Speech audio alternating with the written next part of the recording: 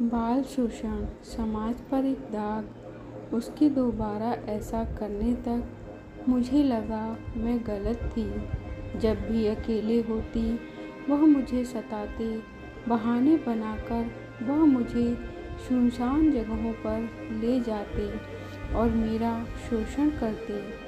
हाल ही में देश के सबसे अच्छे लॉ स्कूल में से पढ़कर निकली हेमा गुप्ता को जब हमने सीरीज़ के बारे में बताया तो वे अपनी कहानी सुनाने को तैयार हो गईं। हेमा बस 4 साल की थीं जब उन्हें स्कूल में भर्ती करा दिया गया। क्योंकि माता पिता दोनों काम करते थे, उन्हें क्रैच में छोड़ दिया जाता था।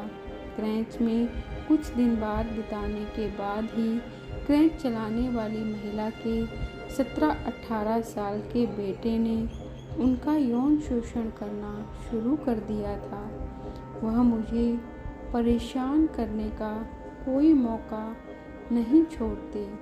जब भी अकेली होती वह मुझे सताते, बहाने बनाकर वह मुझे सुनसान जगहों पर ले जाते और मेरा शोषण करते।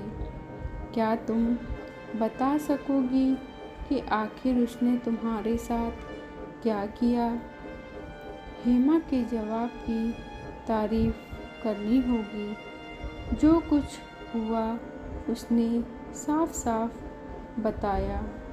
हम वयस्क हैं, हम जान सकते हैं कि यौन शोषण के बीच क्या हो सकता है और यह कितना डरावना हो सकता है।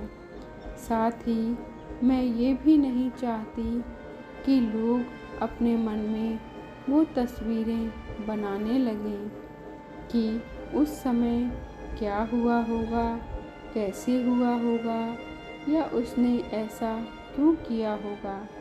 सच ये है कि उसने ऐसा किया। उस वक्त मुझे कोई अंदाज़ा नहीं था कि मेरे साथ हो क्या रहा है। मैं घर लौटकर यह मान लेती थी कि कुछ नहीं हुआ जब तक ये दोबारा नहीं होता था।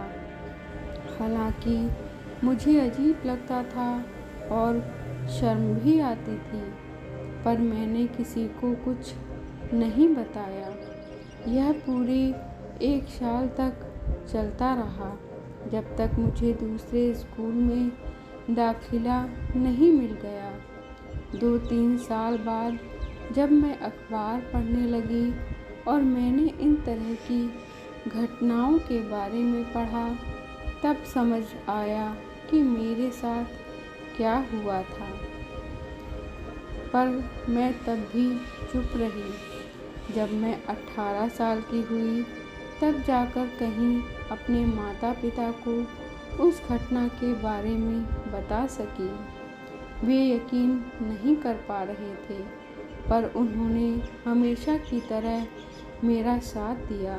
उन्होंने कभी उस घटना को सामने लाकर मुझे मेरे सपने पूरे करने से नहीं रोका।